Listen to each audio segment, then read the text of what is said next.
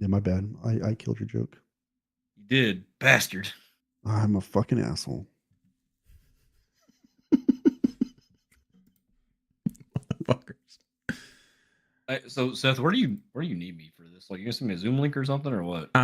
We're gonna do it out of Discord. I'm gonna go into okay. Yeah, I'm setting everything up right now. Okay.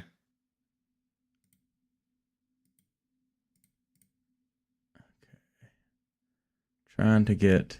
You know, your dog's just like moistly licking very loudly. Like, yeah, mine It's do very it all. descriptive. Yeah, but they just fucking. I know exactly what you mean, though. Yeah. Yeah, Raven's doing that. She's been doing it for the last 10 minutes. Yeah, my dog does it too. It's like, dude, what are you looking? You no longer have balls. Come on. No, they found a fucking butthole. I need to get them bathed. Oh, this is semi-blue. We don't look at those. God.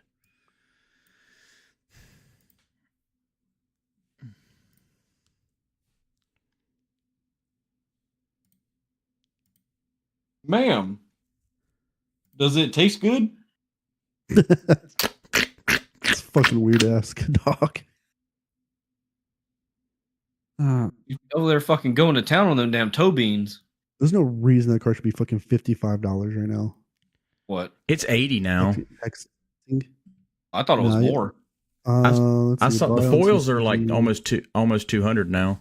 Yeah, they're gonna drop hard. You can buy a damaged foil one right now on a damaged foil already.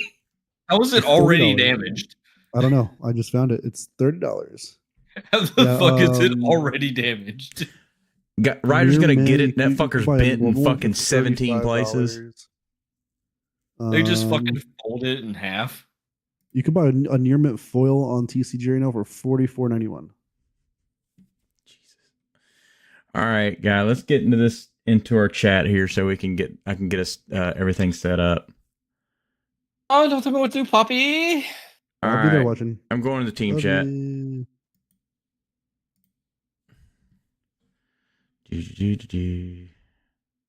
Puff out. Get rid of.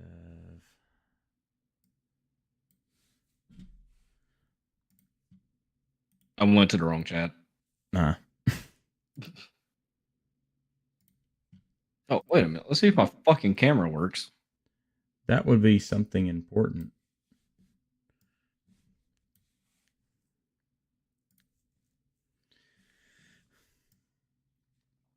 All right, let's put this. I need to go do something with my hair.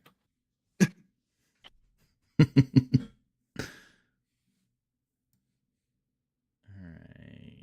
we'll do this. YouTube. Select stream. Okay, chat has been created. Live chat will appear. Not supported. Okay.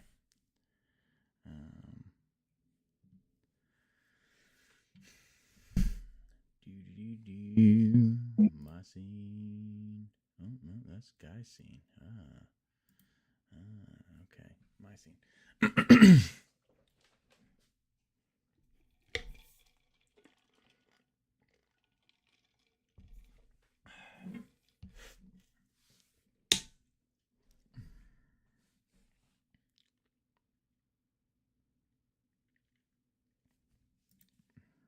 Hey, hold on. Before y'all start this thing, let me ask y'all, because this is a 2-day event. Yes, it is. Are y'all staying the night or are y'all coming back? No, we're coming back each time. Okay, just checking. Because if we suck ass, we don't have to pay for another room. That's true. That's true. Because if we suck ass, we just get some dinner and come to fuck home.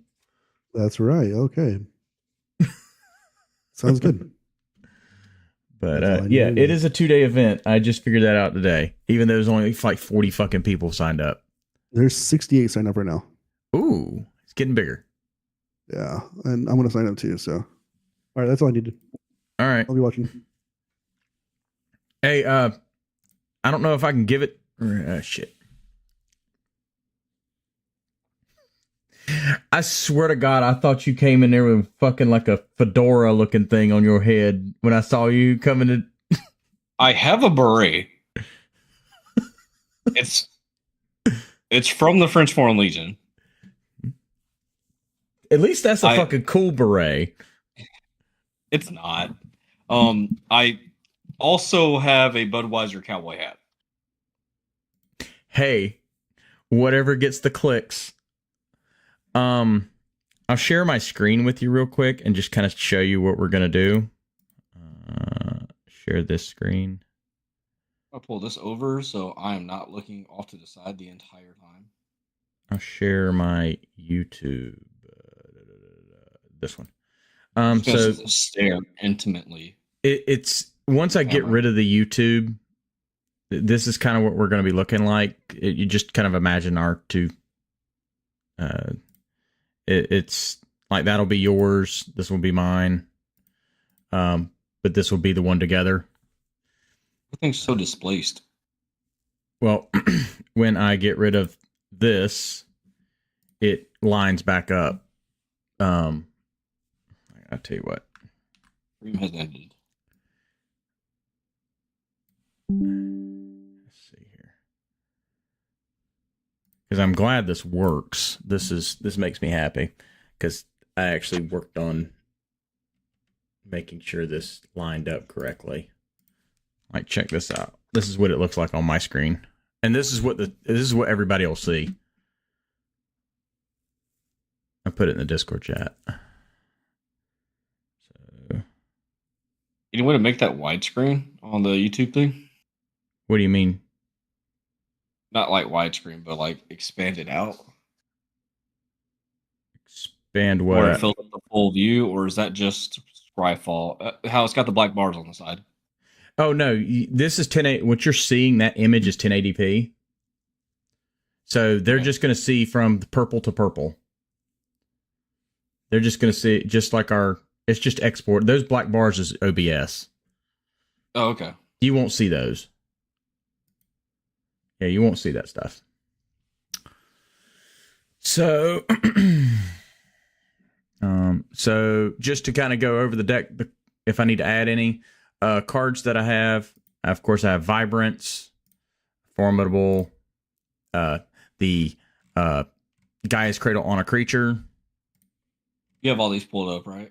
Yeah, yeah, I've got them all lined up here. Okay, Celestial Ruin, the bad Gaia's Cradle, or Green Sun. Tam, the thing that you were talking that goes in Sisay. Yeah.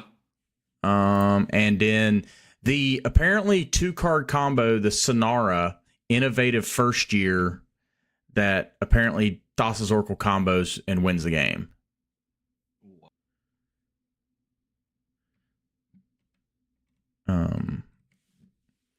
But if you want to go ahead and pull those cards up, I'm just on. And also you can read on the stream will be delayed a little bit, but I am. Let's see here. What's the card called? The cards are called the cards that are on the list are Bloom Tender, Vibrance, Formidable Speaker, Burgrid, the green and white Gaia's Cradle, Celestial Ruin, Tam, the thing that goes in Sisay that gives hexproof to that there's Tam, the Mindful First Year. Sonara, Sanar, Innovative First Year. It's pretty much a Cascade card. And then finally the Hex Lava Leaper. What the fuck? Why am I Beginning of your first main phase, reveal cards from the top of your library until you reveal X non-land cards, where X is the number of colors among permanents you control. For each of those colors, you may exile a card of that color from among the revealed cards, then shuffle. You may So you have to set up your top deck to be exactly Thassa's and Dimcon? Or those are the only 2 cards in your deck? All lands and then those 2 cards. Oh, that's so fucking dumb. I know what I'm playing for the set game. I'm playing Sonora and 98 lands. And a way to mill yourself out in red and blue with Thassa's Oracle. Yeah. Because they don't come back. The cards are just fucking exiled. Yeah, it's just exile. It's so dumb. Yeah. Then there's Abigail. Did you get that one? Abigail. Let me see here. Eloquent first year. I got Tam Mindful first year. Let me see here. I'll get Abigail. Okay. Let's go. What color's Abigail? Black and white. Search first year on Scryfall.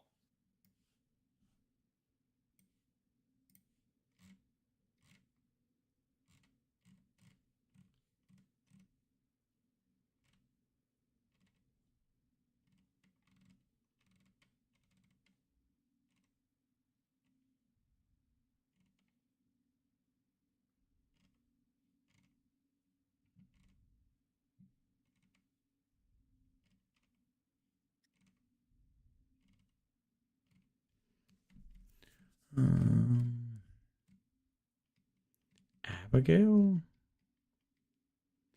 You said Abigail is a... Did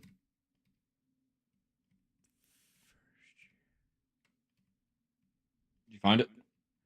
No, I'm looking for it. And you just search for first year on Scryfall. Well, I was on this... Okay. It's hybrid Orzhov. First year. Oh, okay. Oh, yeah, I remember this thing. Okay. Yeah, I remember that thing. All right. Let's see here. How do I get restrictions done? Sometimes done. Okay. It's 8 o'clock, so I'll make it live and we'll get this thing started.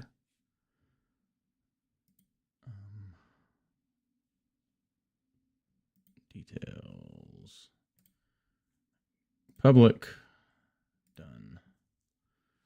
Should be. Go to studio. Save.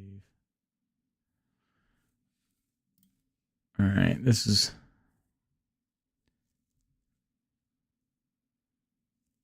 Look. It's live.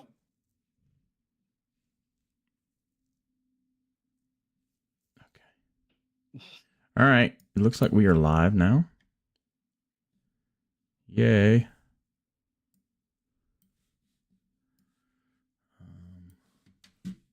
That's all working. Yeah, you should be able to go into the Discord, into the... Yeah, I got it pulled up right now. Yeah. Looks like bit rates. Okay. All right. Let's get this thing show on the road here. Well, if you want to would you mind putting the link out? Or drop the link? Auto sent it. I don't know about the live streams. Let's see here. Yeah, it auto sent it just like any other video. So it did put us an auto send into our content channel. Okay. All right. Welcome everybody. I know we're getting a few people. Hopefully we can get some people in here. I'm gonna put it in our Discord. I'm just going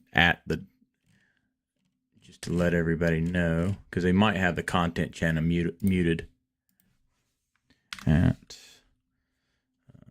spell. Hey, womp womp, double sleeved. More people like sleeves. Womp. Double sleeve. So here at Double Sleeve, we Poopy are very sleeves. illiterate, as you can tell. I'm sitting as here. Michael so kindly I'm pointed here. out. We are live.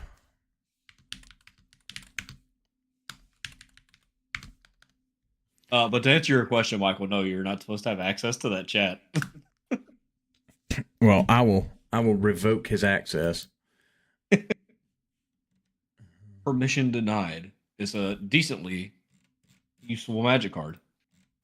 We're gonna give it a couple more minutes before we start getting into anything. Yep, I'm gonna do it in our announcement chat since this is our first one. This is the first one.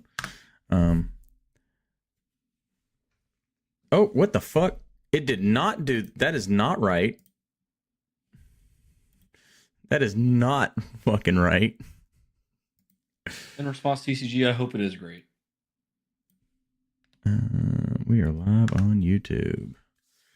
So we have a few topics we want to talk about tonight. If there's any more y'all want to talk about, just shoot them in the chat and we'll see what we can do about them. Yep. We will. Some of them we probably already have on the agenda. Yep. Kind of what we're going to do tonight is we're going to discuss the upcoming cards that are going to be released in the Lorwyn Eclipsed set that are coming up. Then we're going to talk about some of the oddball meta decks that we see in the weekends, and this will be a reoccurring thing that we do every time. So we're going to be looking at like off meta decks, like decks you don't normally see, but they did make a top 16 or placed significantly well in a in different tournaments. Just turned it to get you more views. Nice. Gray face, how's it going? All right. Isn't that terrible? Yeah. Appreciate y'all. We got it. We appreciate it. We appreciate it. Anyway, Guy, do you want to start us off? We'll talk about our first card here. And this is the honorable mention of the cards that we're seeing in Lorwyn Eclipsed. So our honorable mention tonight is going to be a Bloom Tender. This card is in desperate need of a reprint. It should not still be $30, and it's one of my favorite cards, just art-wise as well as playability. So we're happy to see another reprint of it, as well as I can get it to match my deer. I'm definitely getting it in fractured foil. Oh yeah, the anime fractured foil of it. Not everything is anime. Well, that's what these are. The full arts are the Japanese anime arts. That's what they're called. See, it's even... Anyway, let's get into the first card. And this is Guy's new favorite, Sylvan Scrying replacement. Vibrance, which I don't know how you go from a dog in one art and then to a Down syndrome hippo.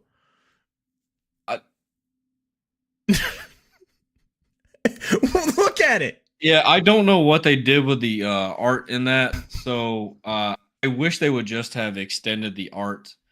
Because the initial one of the dog, it's just beautiful. It's like I love the colors. I love the art of itself.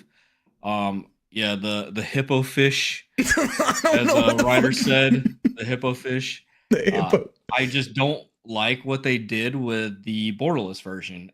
However, I'm still going to get the borderless version because I like my pretty deck when I lose. You do. Hey, this is Mark Zug. This is the guy that did Gaia's Cradle. Cool. So I can get him to sign both of them. Yeah, this is Mark Zug. So, Mark Zug did for this those one. who don't know Seth Vibrance, you want to read it off for us? Okay, Vibrance is the latest, I guess, printing in our in the elemental incarnation. So the last time we saw these were the Grief, the Fury, Solitude, and those type things. Well, this is a similar effect. This is an evoke creature. It's of course has a big mana cost with the 3 split mana red and green, 2 split mana red and green, and then it has the different ability or 2 different abilities here based on what mana spent to cast it for its either evoke or the CMC. When this creature enters, if double red was spent, it becomes a lightning bolt. It deals 3 damage to any target. Then if you spend double green and then you may search for a land, reveal it, and put it into your hand. Then shuffle. You gain 2 life. The fun thing about this is on cast. This isn't. Excuse me. This is enters. It is enters. I was misreading it for a minute, but no, it's double green when it enters. You get a Sylvan Scrying. So the reason I'm more looking at Vibrance, and I think a lot of Rockthrast players are, is because people have started countering Sylvan Scrying a lot more, and this is a little more difficult to counter. Yeah, sure, it costs 1 more green pip to cast, but that's not a difficult thing to get in Rockthrast. It can be cast for just its evoke cost, which 98% of the time it is going to be cast for just its evoke cost. But drawing Sylvan Scrying in the late game, or like any of your 1 of 5 land tutors, it often feels pretty bad. So having the option to use it as a lightning bolt is going to be good for us after we just don't need the Sylvan Scrying anymore. Yeah. The only thing about this thing is that it's at the same speed as a Sylvan Scrying. Yeah, that's great. But you can't like if there's some reason you needed to cast your Sylvan Scrying out of your graveyard, or you needed to search this thing up with a Green Sun Zenith for some god unknown reason. I don't know why you would not be going and getting a Seedborn Muse, but what have you? Exactly. Yeah, those situations would never come up. Yeah. So, but I mean, it's worth a try. It's not like it's going to be just an instant slot. It might work. So anyway, let's move on to the next card. Full send in MTG. Rockthrast does need more tools. Yes, we need more. The deck's bad. Look, according to Critical EDH, the deck is absolute dog shit. You should listen to those guys and absolutely disrespect it when it's at a table, and just don't think about it whenever they win. I was going to say Ian in November didn't even have Rockthrast on his top 10. And yet, dude, it had a shit month at the end of last year. There's no denying that. And then December, he was playing it, and I think he top 4 to tournament with it. Yeah, but that's Ian. Ian doesn't count. He's a fucking outlier. Ham sandwich Ian. Yeah, he's an outlier. All right, the next card here is one that was actually spoiled very early, and it is actually the World Championship card. So this is Formidable Speaker. So this is yet another card that Rockthrast needs. Because Full Send MTG loves more Rockthrast things, or if you're a Yoshi Thras, it works there too. Formidable Speaker is a Cradle Farm deck is probably going to want this. Timna Thras. But Formidable Speaker is 2 and a green. This creature is Elf Druid, so if you're Elf deck, there you go. This thing, when it enters the battlefield, you may discard a card, and then you may search your library for a creature card. I think there's several creature cards I would be getting after this. Badgermole. And then after it's done that ability, it still has more. It has an activated ability as 1 tap, untap, and another target permanent. I think everybody in the chat knows what untappable permanent that we would be targeting with this. So that I'm would definitely untapping my Rograk after I swing it for dominance. The whole just imagine, what are you doing? I'm gonna untap my Rograk. Look, sometimes you ain't got anything better to do. Formidable Speaker just reads all around as a great card, and it's so good that we get another like Deserted Temple effect. Even better than that, more similar to Manamo or such, because it can help. You can use it as a politicking tool, untapping your opponent's stuff if they need mana to interact with such things on a stack, and you don't have any. So not only using it to progress yourself, but using it as a politicking tool is going to get you a long way. I don't know what has been up with Wizards in the last couple of years, but printing cheap-bodied creatures with thick toughnesses. Why is this still a 2/4? They realized Orcish Bowmaster was a mistake, so instead of banning it, they just said make everything have a fat ass. It kind of works. Anyway, anything I didn't realize the whole thing said any perm. I didn't realize it was another permanent. Yeah, I didn't just realize says it was target permanent. Yeah, so there's been a lot of situations where I've sat in a game. How many times have you gone like, into a situation in a counter fight and like, I I have need to anything untap unless this somebody card. can untap a land. Yeah. So, and yeah, that's pretty good. All right, Guy, do we need another Gaia's Cradle in the format?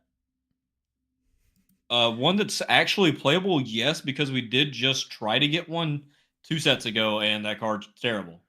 Well, do we have one? We have another one. It's on a creature. It's on a flip creature. Burgrid. I'm not even gonna try. Catch Clan Tart.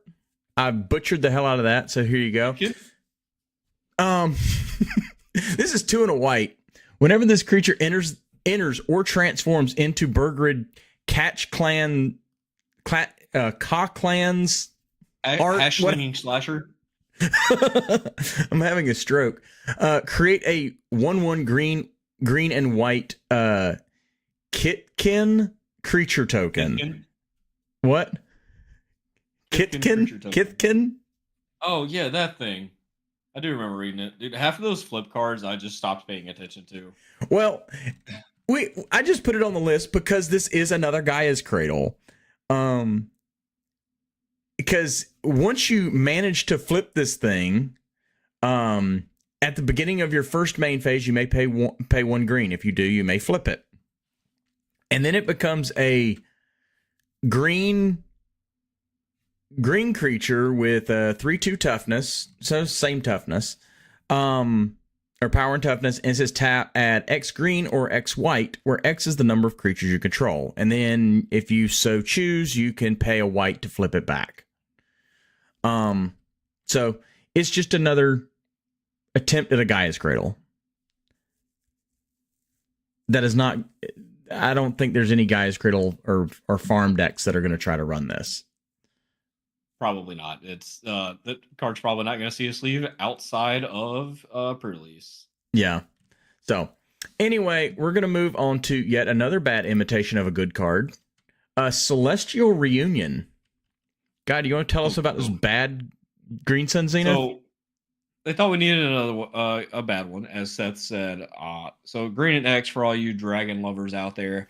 As additional cost to cast this spell, you may choose a creature type and behold 2 creatures of that type. If I'm not mistaken, behold is what? Tap 2 creatures, right? No, behold is type?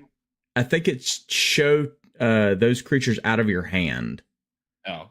By the way, here, hold on. I have behold right here. No, I don't. It does not give me a rules text on behold.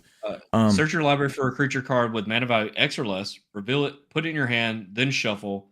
If the spell's additional cost was paid and the revealed cards are chosen type, put that card onto the battlefield instead of in your hand.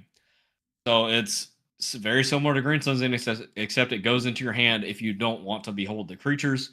But I'm not quite sure why you would be playing this card outside of a tribal deck. It's just exactly as you said. It's just bad Green Sun Zenith. Yes. But yeah. So there's, just another search effect.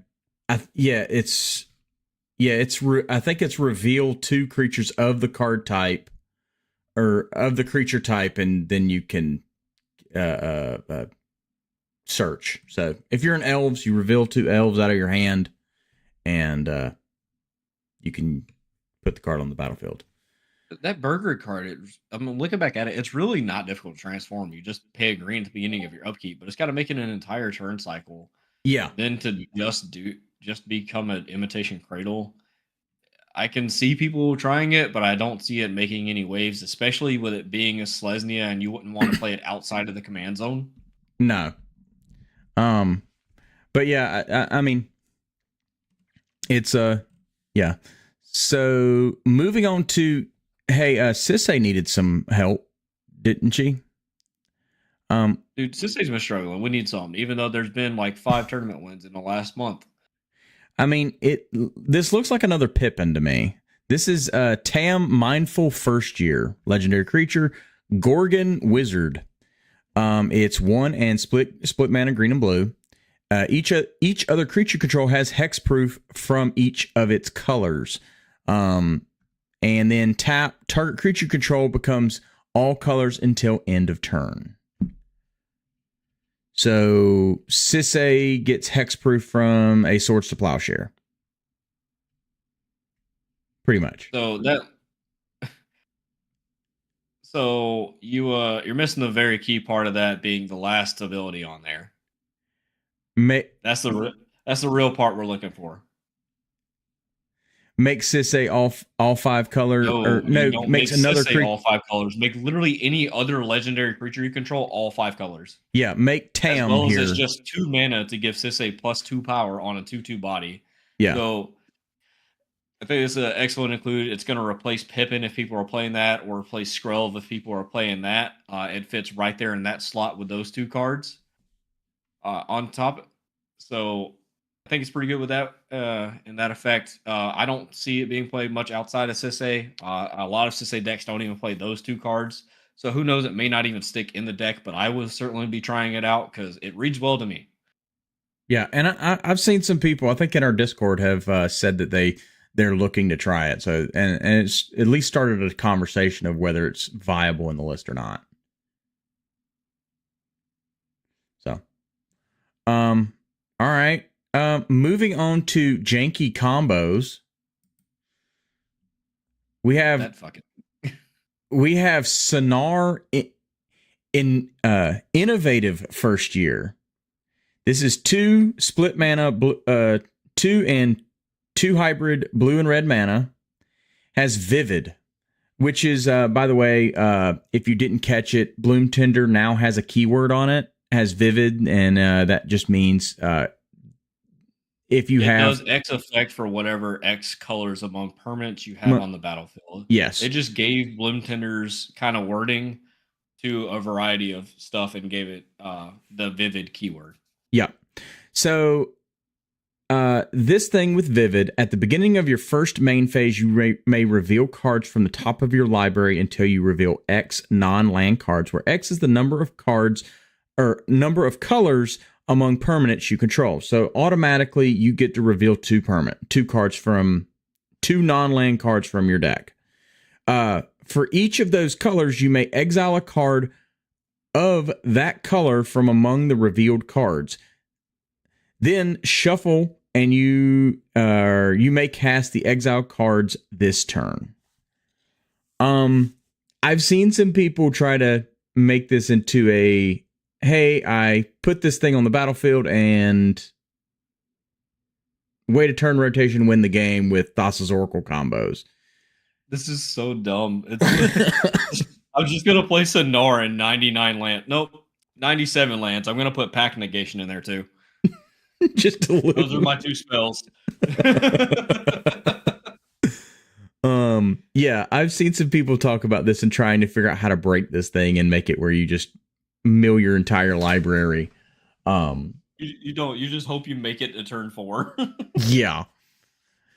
With 97 lands in it. That's great.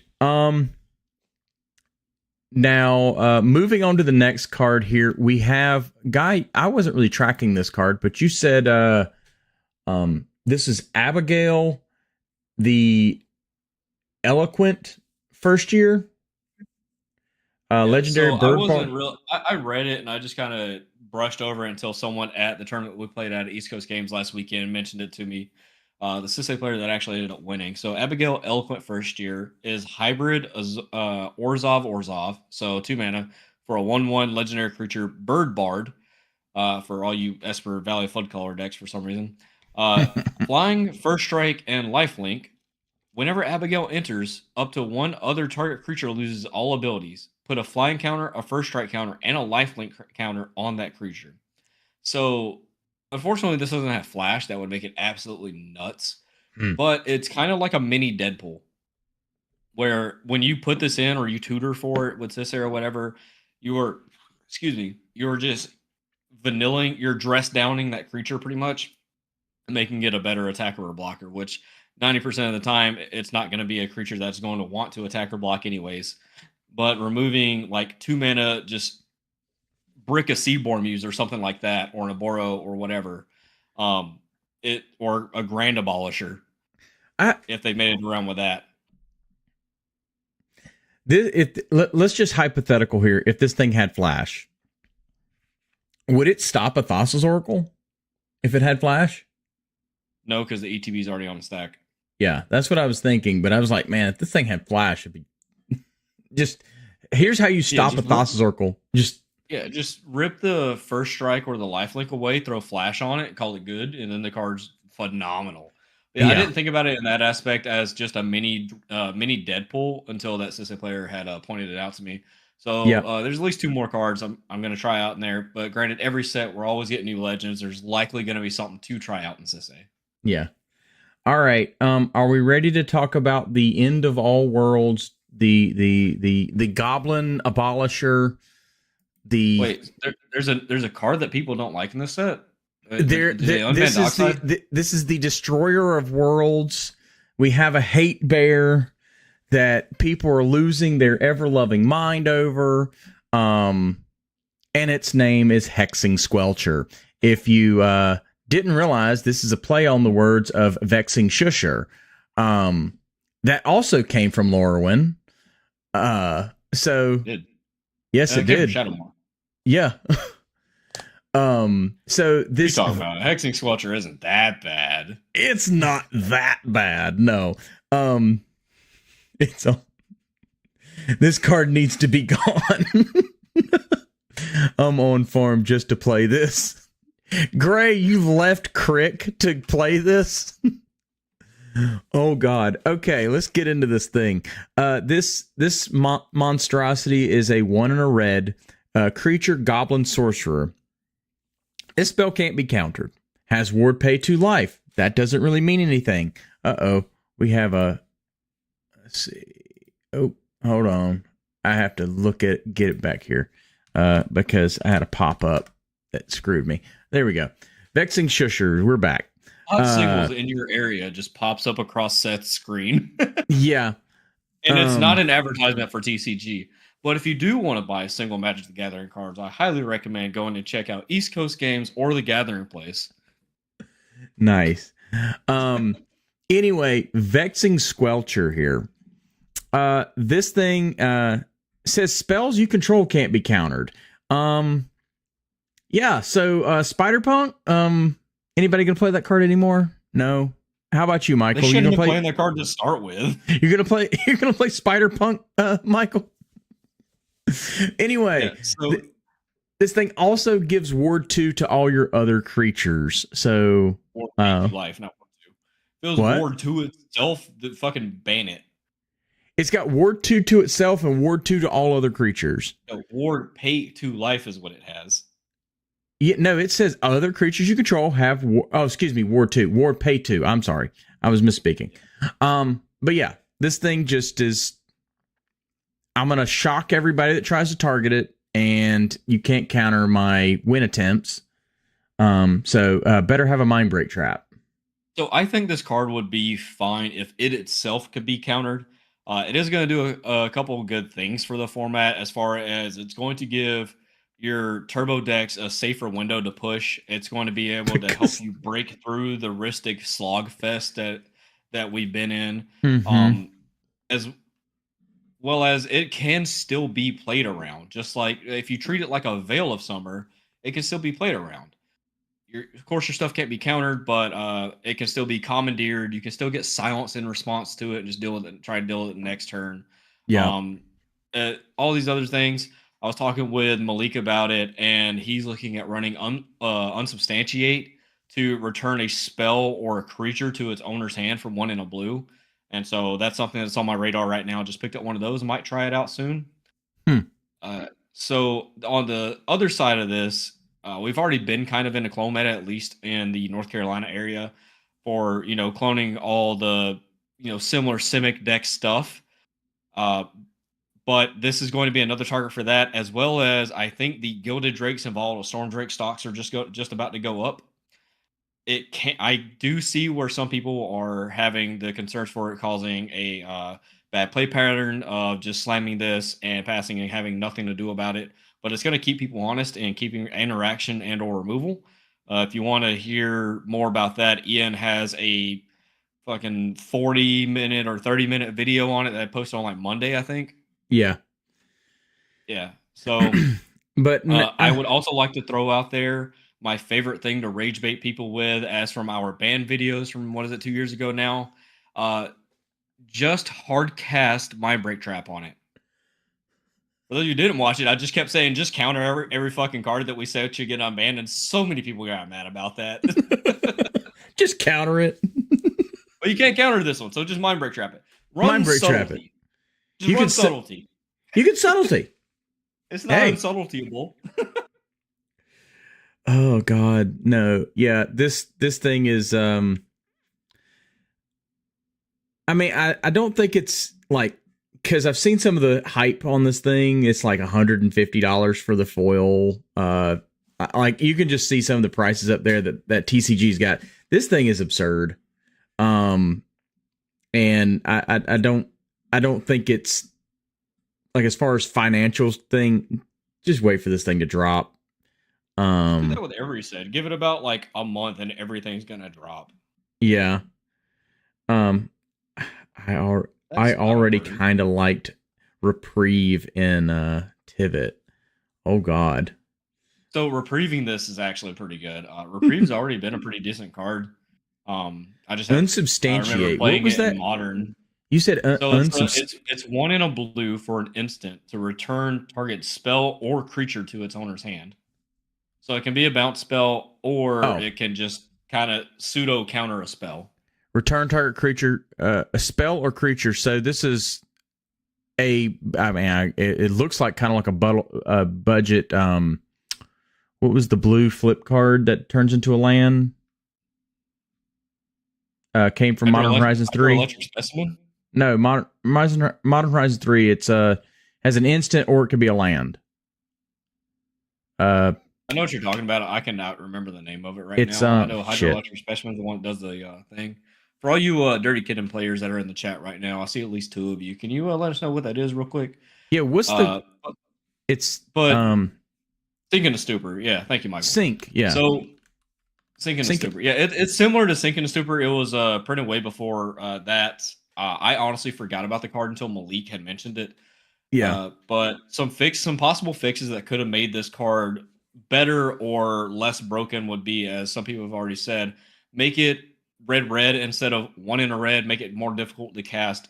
Make it a 2/1 body or a 1/1 body, make it easier to kill, because you can't gut shot or anything, can't kill it with Bowmasters unless you already have a draw trigger on the stack. Just make it easier to remove and or make it counterable. Giving all your stuff uncounterable is fine. It's basically another Grand Abolisher at that point, or Voice of Victory. And people already didn't like Voice of Victory. But all those things could have made it where people wouldn't be all doom and gloom. It's the end of the world. Oh no. I'm interested to see how it's going to make these coming like month or so of tournaments play out. Especially this weekend. I know I'm packing a lot of extra removal for this weekend. Yeah, I'm going out to the Forest Fight 8K in Raleigh, North Carolina, hosted by Land Go. Links will be down in the description. Hold on, let me get the damn segue up, asshole. I'm too good at the segues, man. I'm trying. You're just too quick on the damn draw. You gotta be quicker than that. Do you want to tell us about our damn discount code at the Land Go tournament? If you haven't already signed up, you can use the discount code right here, double at check. Make sure you put that in, and you can get 10% off your entry fee, which anything less than this is good. Anything less than $86. So I also have seen the Wheel of Fortune Gaming, that is based out of Virginia, I believe. They'll be having a booth at the event. You can double check with their Discord if I'm not mistaken. I remember seeing last week they posted anyone who has proof that they have signed up for the event between, I think it was last week and then the day prior to the event, so this coming Friday. If you show your proof of purchase, they will give you 10% off singles at their booth as well. Okay. Yeah. So if you capitalize on all the discounts that you can. Yeah. Yeah. And Greyface, yeah, GA doesn't even do the things that this thing does. Right. Like, there's no denying the card's fucking broken. Yeah, this thing is. I mean, all I can see is there's going to be a lot of rock size that just hit this down and just go off the races, because it's good for them. That's a good thing for them. However, it's a double-edged sword. Yeah. So, yeah, we're going to be working with having to deal with this on the board for like the turbo decks, like you were saying. They're just going to be more resilient to, hey, I don't need white to have a Grand Abolisher now, essentially. And plus, which is nice, because that's been for the longest time the only reason to run white was that and Smothering Tithe. Yeah, I mean, Silence Effects and Smothering Tithe. I mean, the positive here, this will make it like a lot of people were saying when you had Cabbage Merchant. Cabbage Merchant gave you a reason to play decks. It made it realistic to play a decks. Like if you're trying to do Smothering Tithe things, you can play a Cabbage Merchant and get a similar effect to a Smothering Tithe. So, yeah, I know Rao's gonna love this. Yeah, Crit catches strays. This makes Crit catch strays as well. Yeah. So this thing is gonna be a little bit of an issue. Okay. Like, by no means is it the next Nadu or the next Dockside, but it is really good. Yeah, it's gonna make interacting with the table a little bit more difficult. So we know why. Trade off. They ban this and unban Dockside. Go catch some shit for that. Keep that fucking goblin where it's at. As much as I miss it, it deserves to be banned. Oh man, God, the world would burn. The world would burn if they unbanned Dockside. Speaking of unbanning, and ban restricted announcements, do you think with all these new hybrid mana spells, do you think WotC allows us to play hybrid mana spells in decks that don't have both colors? After what I've seen of like Gavin Verhey posting and everything, and it lining up with the Lorwyn release and how much he has stated that he loves the hybrid system, I think it is certainly a possibility, and there's no doubt it's been heavily talked about in their groups of whoever determines the rules for that stuff. Yeah, I am interested in seeing what would happen with it, but I also understand that there are downsides to it, not only in, essentially eroding the entire mechanic, as well as teaching new players like commander color identity and stuff, and just but I do like upholding to what it was initially done as.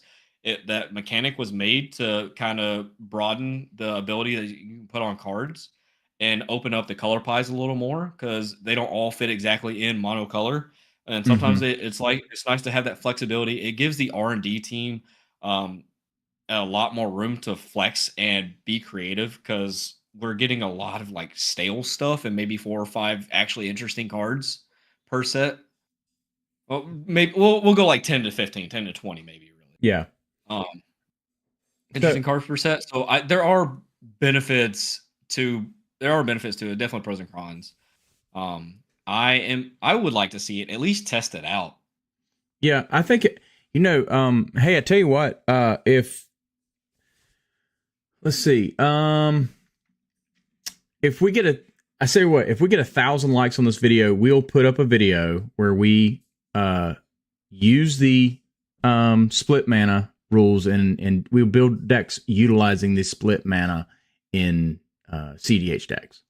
Bro, 1,000 likes? Yeah, we can do 1,000 likes. That's doable. I'd do it for 100. Do it for 100. Don't undersell us. We're trying. But yeah, so yeah, Roxai gets Manamorphose and Squelcher, which I don't think it needs Squelcher at this point. Oh, sorry, it does get it already has Squelcher.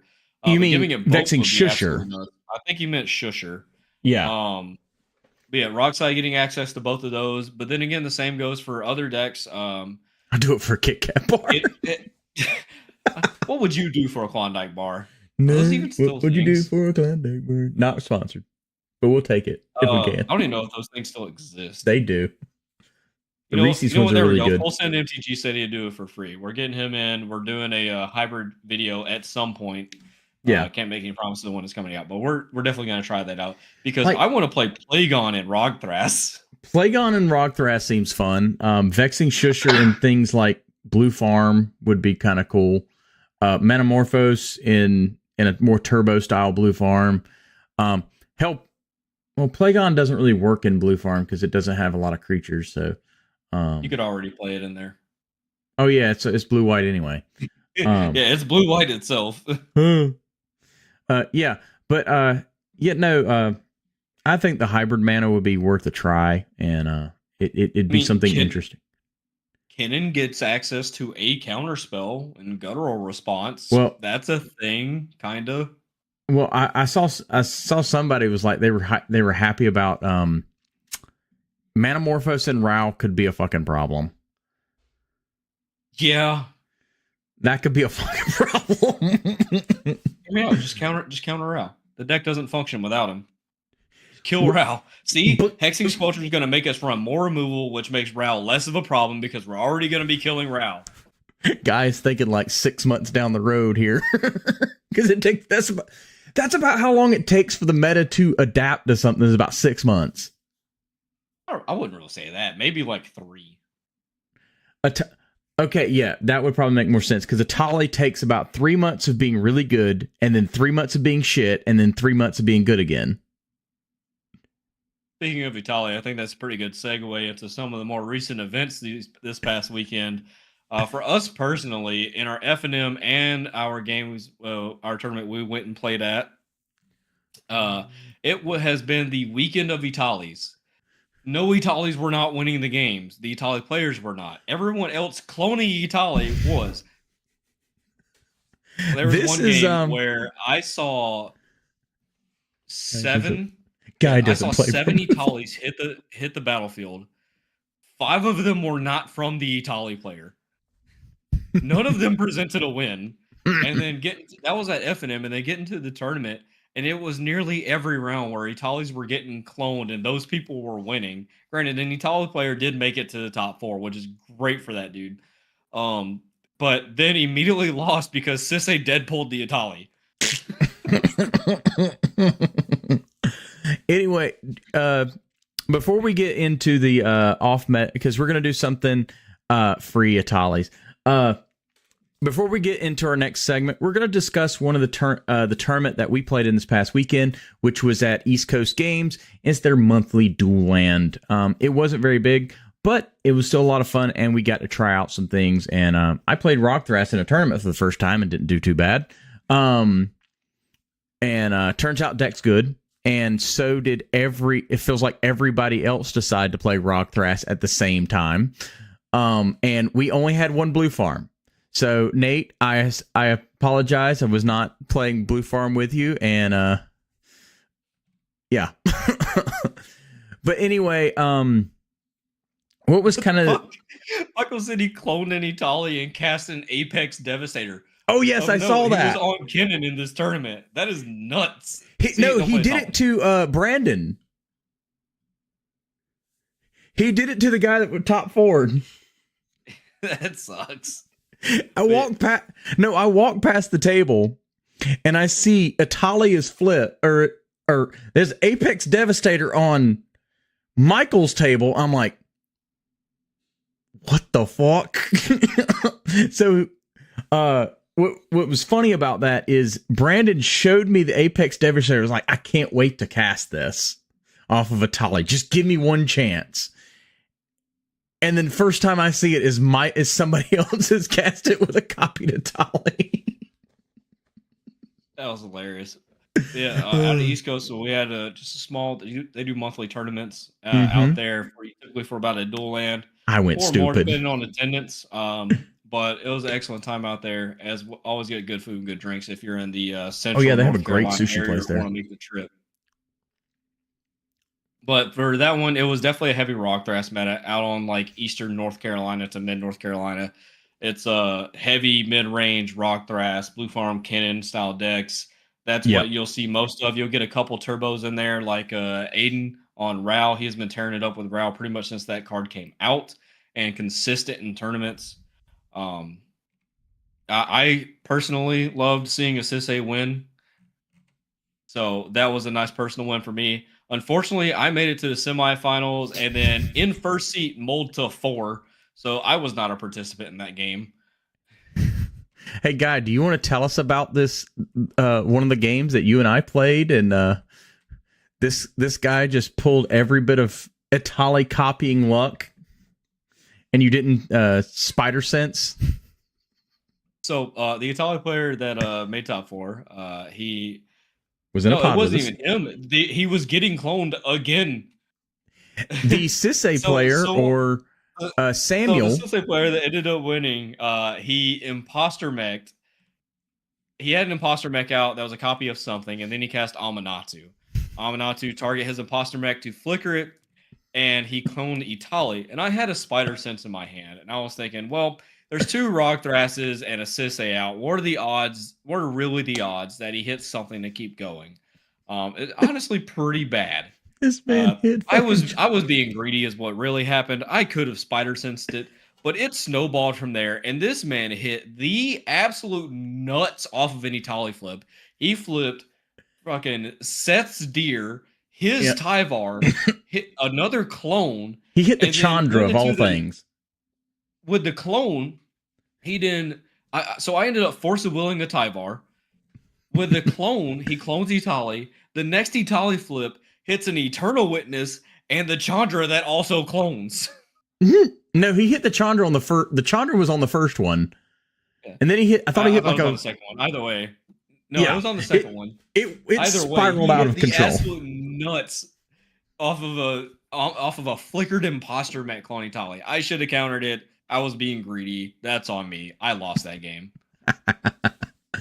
But anyway, it was always just like the Gathering Place and East Coast Games is always a fun tournament. And their monthly tournaments, highly recommend. Shops are pretty cool, and they actually have both of them actually have bars, so you can get a little tipsy and play Magic. Because Q always works for Q. But yeah, that was the event we played in this weekend. There are a few more. There was a 20K that I had no idea about up in Decatur, Illinois. I didn't find out about that until like Thursday. There was like 160 something players there. No, it was a 3K. There's a side event. There's a 3K side event. Oh, the side event. I'm looking at the side event here. The side event is what I pulled up for our oddballs. Which a Tiamat won that, which was a 3K. Caleb, you might recognize him. He was in the Top Deck Invitational, and he was the only Itali deck in the Invitational, which is pretty impressive that he actually took Itali to where he took it. So I've played his similar list before. It's a lot of fun to play this list. Anything cool on that Tiamat list, or are we just looking at normal 5-color stuff? No, this is actually. I mean, there's no breach. There's no breach. It's a Dracogenesis food chain list. So yeah, this is That's funny. I didn't actually expect the Dracogenesis, but that's kind of funny. No, there's no Adnaz. There's no Necropotence. I mean, of course, you have your Cabbage Man, your Emperor, good stuff like that. It's got Cabbage Man. All the good stack stuff. Yeah, it's your Terror of the Peaks, Machine Gun the Table, that kind of thing. It's cool that it is a legit Dragons deck. Surprisingly, only on 27 lands, but it's got a whole like value pod line in here. That's pretty cool. I like this list. It's not just 5-color pile. No, it's actually synergistic with Tiamat. It's not just, hey, Tiamat's the deck, and then I'm gonna play everything else. Play Adnaz Blue Farm stuff with some green cards. What? You don't want to Adnaz with your like 4 big ass dragons?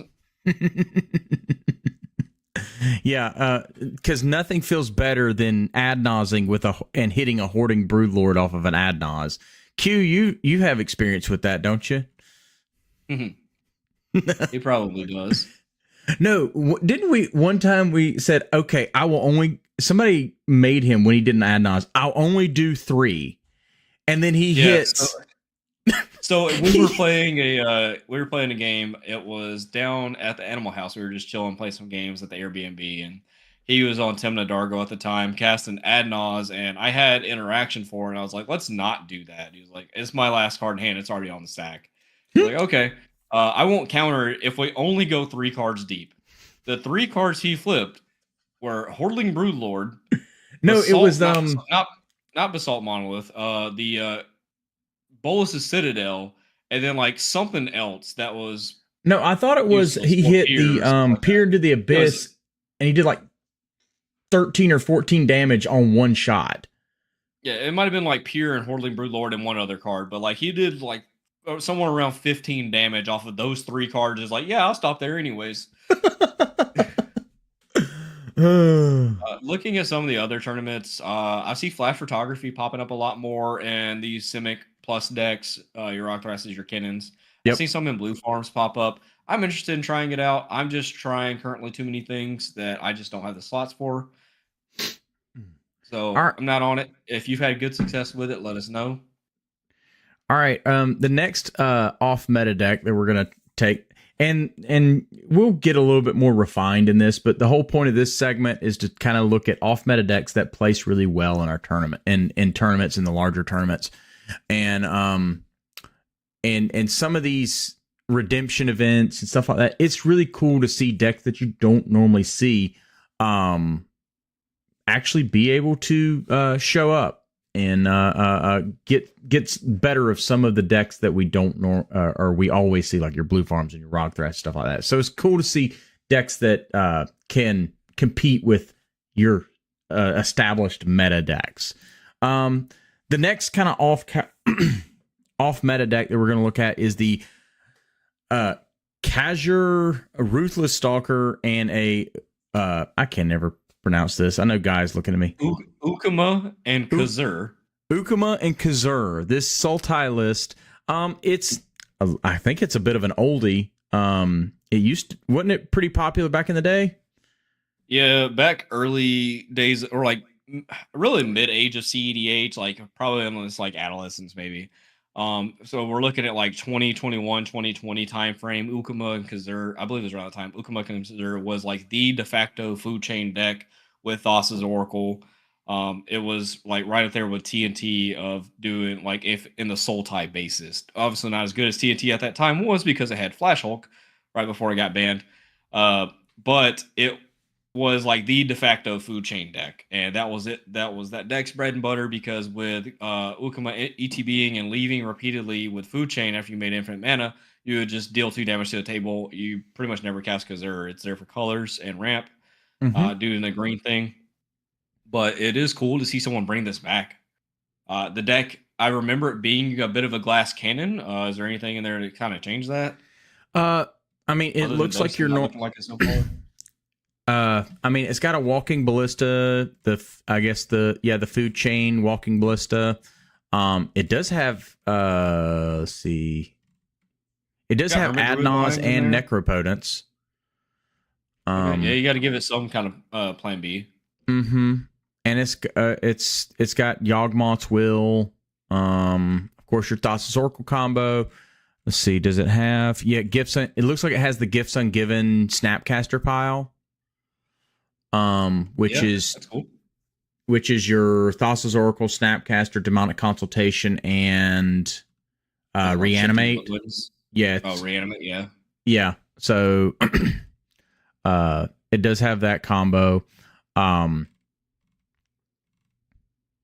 Yeah, I mean, it just looks like your value food chain Sultai list. It doesn't look much different from what it used to be.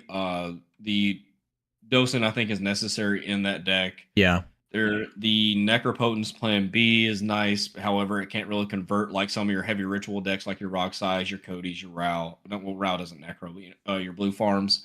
I like the addition of the Gifts Ungiven package. I do think that added a little more resiliency and also explosiveness to the deck. I just saw this deck is on Trick Bind, which I like. Yep. So it's cool they're running that. They're running what they really like cut for and all their like generic value stuff. I see it looks like they just put back in interaction. Yep. So it's probably how they were able to just bring it all the way to the finals. If they did play it out, I don't know for certain whether or not they still based it a top cut. That is awesome. Congratulations to them. I haven't seen this deck in a very long time.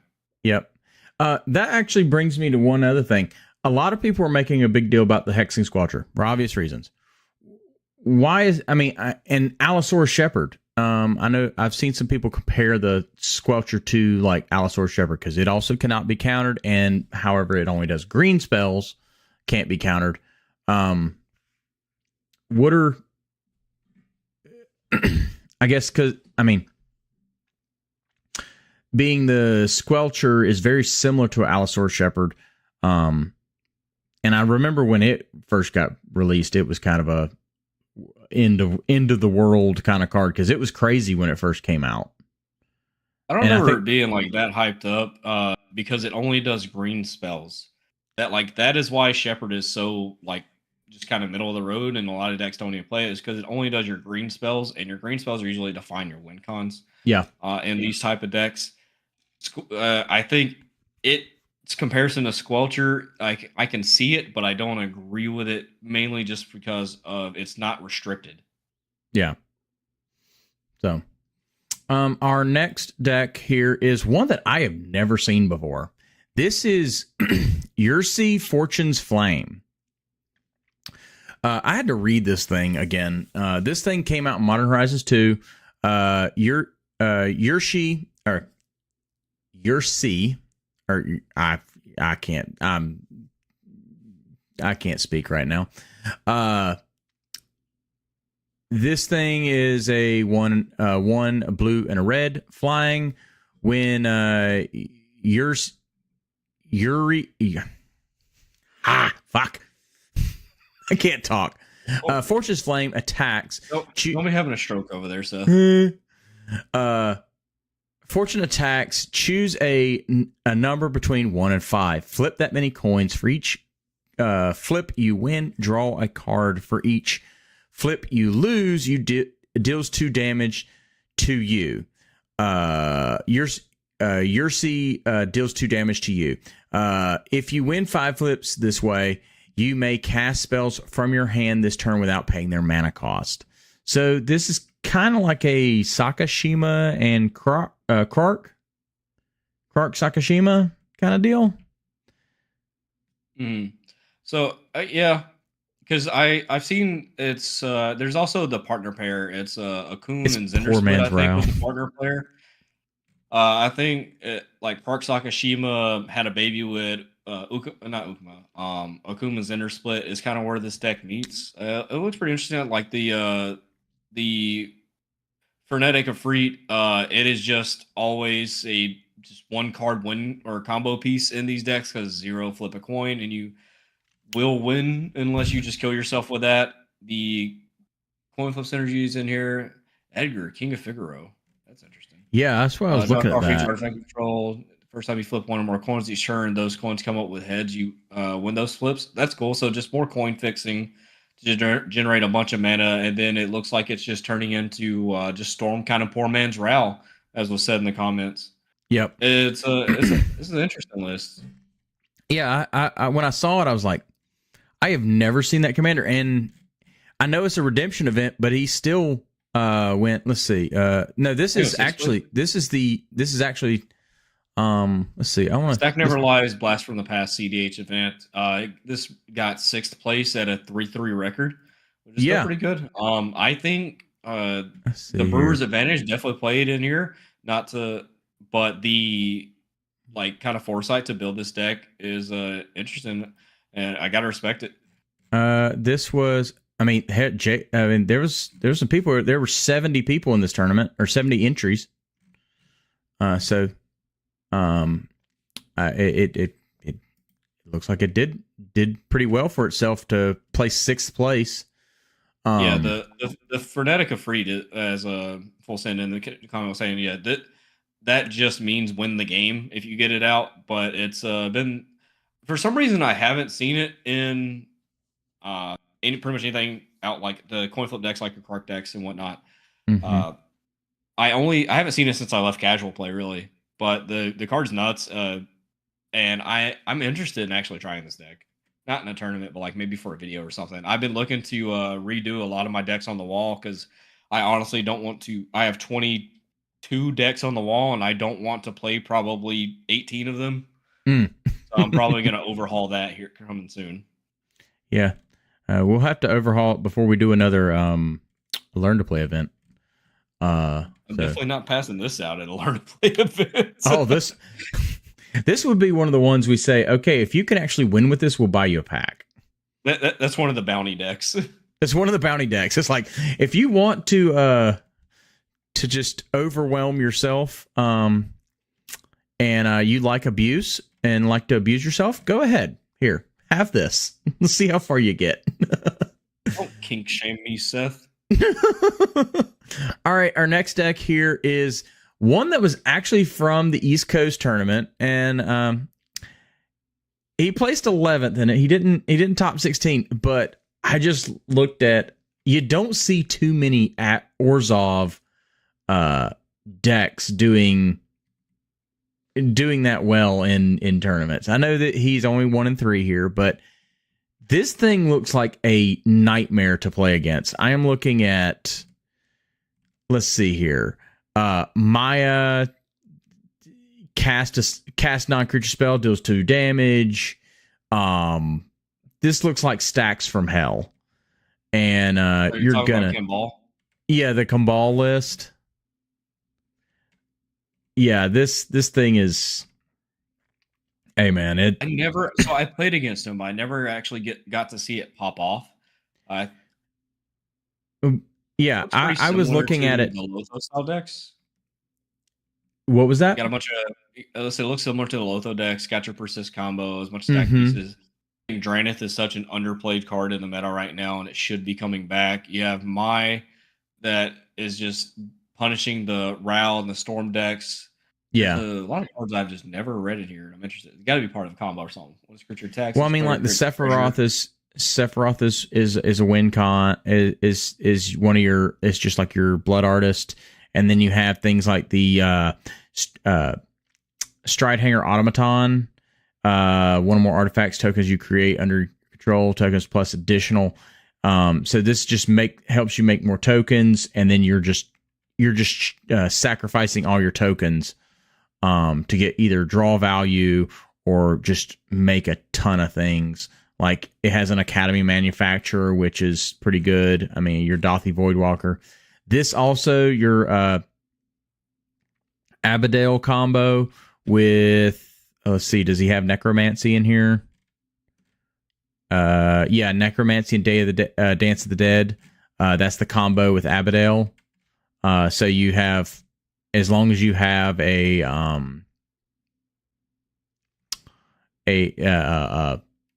like a Blood Artist effect, so like Sephiroth or something like that, you just machine gun the table with Abadale. So with the ETB triggers. I'm interested in seeing how, if they continue the pilot with this deck and see what else they could do with it. I know it definitely caught me off guard. It was unfortunate that I didn't get to see it actually pop off, but it's definitely interesting. I like seeing the top 15, top 20 meta, because it honestly gets kind of stale and boring. Yeah, you see those all the time, but it's the same thing in every format. You're going to play what wins if you're trying to win. Or you're going to have your devoted pilots like this and the coin flip guy that we just looked at, and they're just going to absolutely spike out of nowhere, and it's awesome. It's just, I want them to be more consistent, which is kind of why they're down here. but you get a lot of these French commanders that will spike around, and it gets more people looking at it. So if this is what this Cabal, like the Cabal community needs, if there is one, I'm interested to see what y'all are cooking in there.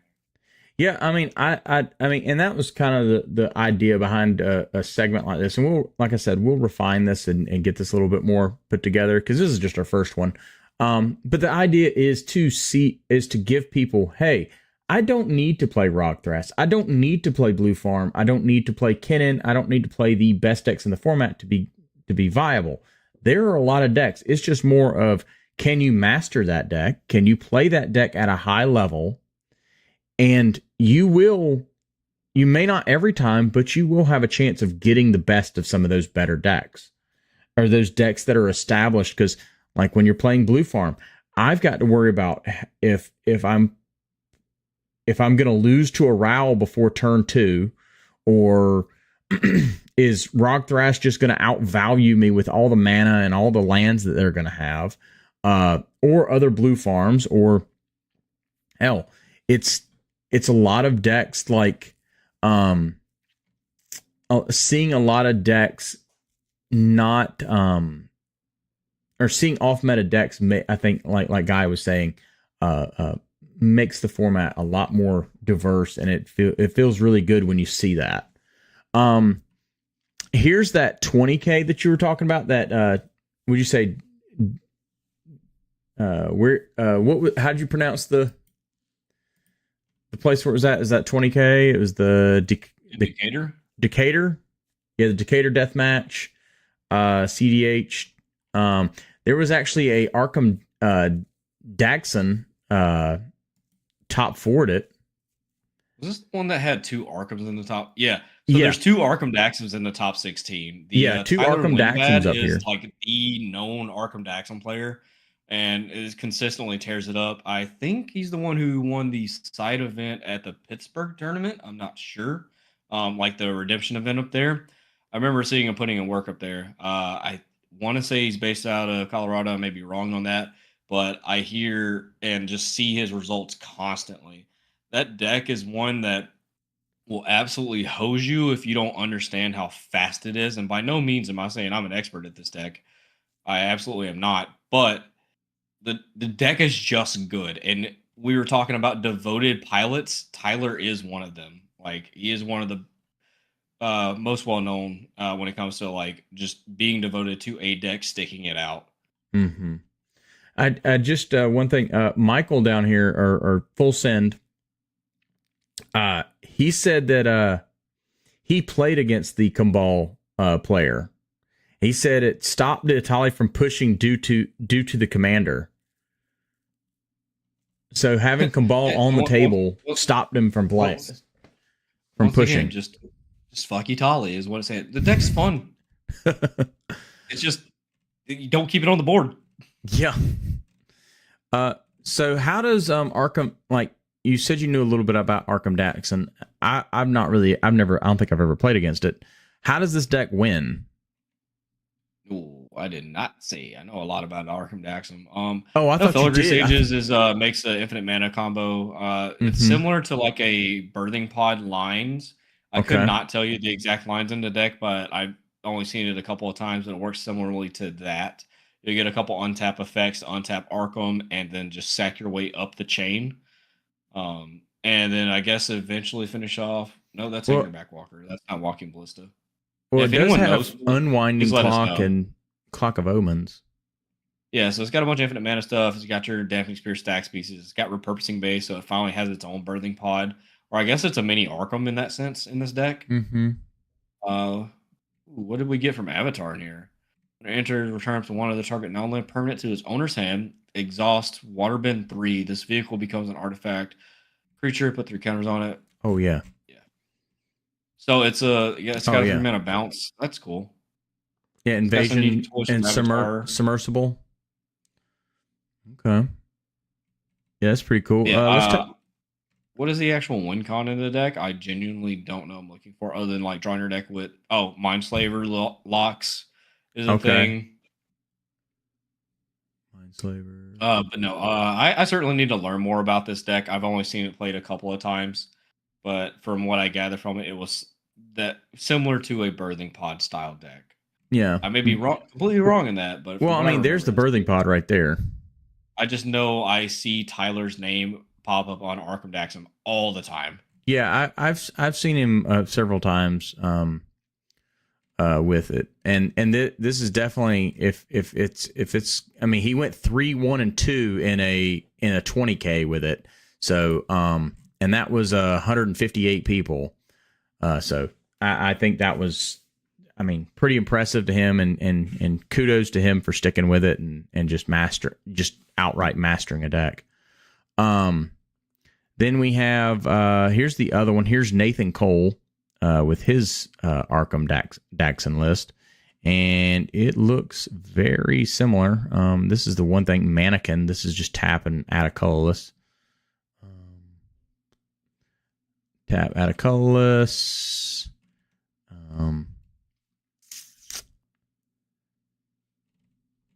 So he does not have the Mindslaver in this one.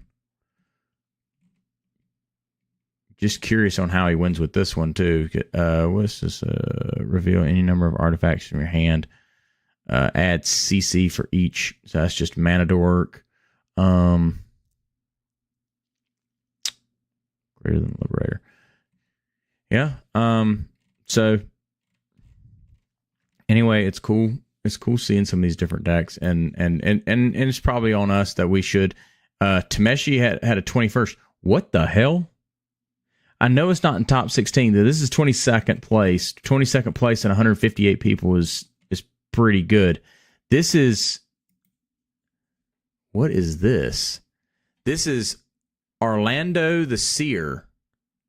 This is a green and a blue. Tap, draw a card, then exile a card from your hand. Put any number of counters on it equal to its mana value. It gains whenever the last time counter is removed from this card. If it's exiled, you may cast it without paying its mana cost. If you cast a creature spell this way, it gains haste till end of turn.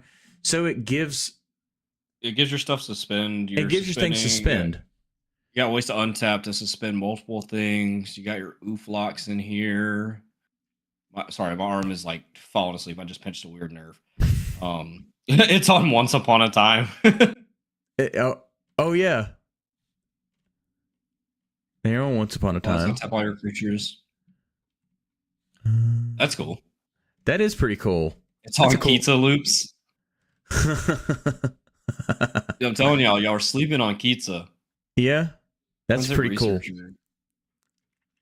It's got the wirewood symbiote.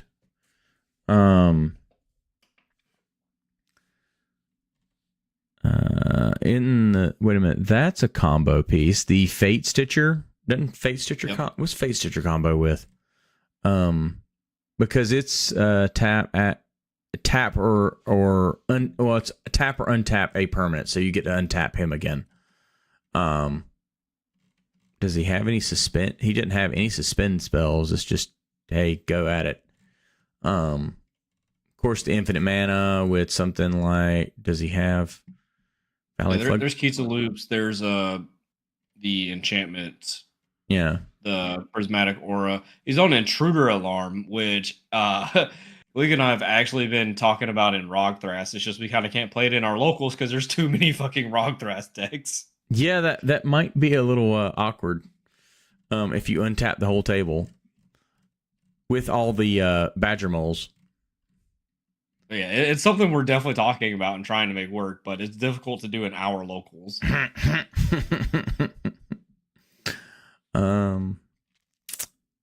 Well, that's a cool one to bring some light to. So I think we've been going for a hot minute now, over an hour. Yeah, you got anything else? No, I don't. Do you want to tell them about any other things or anything else that we're coming up? Yeah. So as we alluded to earlier, we got the Forest Fight AK is coming up this Saturday out in Durham, North Carolina. If you use our code DOUBLE at checkout, you'll get 10% off your entry there, as well as double check. It's been a while since I looked in their Discord, but Wheel of Fortune Gaming has a booth up there. If you show proof of purchase Up until the Friday before the event, they will give you 10% off singles. Talk with Chris up there. Excellent dude, excellent vendor, and excellent player. He's always kind of floating around our areas. Outside of that, we just have a couple locals that are coming up within 2 hours in the North Carolina area. Mm-hmm. There is a 20K that is happening in the Outer Banks, I believe, at the end of February or middle of February. Yeah, I want to say this. It's something like that. Oh no! It's happening at the end of March. It is the weekend before the Boil in New Orleans. I will be going to that. I already got my plane ticket to head out to the Boil. Excited to head down there for that. And yeah, for up until probably June, we're looking at just the Gathering Places monthly tournaments, our monthly locals at Lion's Eye Games. And East Coast Gaming, there's the Boil. We got the Lango Invitational in May. I believe it's being held out in Nashville again. You'll see us at there. And currently, I'm kind of wavering between going to the 10K that is going on in Denver in June, or there's the CCS circuit. There's a 20K down in Atlanta, I think, like the next weekend. So I'm kind of wavering between going to both. Right now, I'm kind of leaning towards Colorado. Yeah, I might be going to do the CCS one. But anyway, guys, hey, thanks for watching. Everybody that came in the chat, this is our first. I know it was a little haphazard, but I promise as we get a little bit more used to doing the live stream, because this is our first one, we'll refine it a little bit and get more of a formula, and hopefully we can get y'all some better content and be able to have something where we can really talk to you guys while we do it. And but anyway, guys, we'll see you next week, because we'll try to do this again as a weekly kind of deal. But anyway, guys, y'all have fun, and we'll see.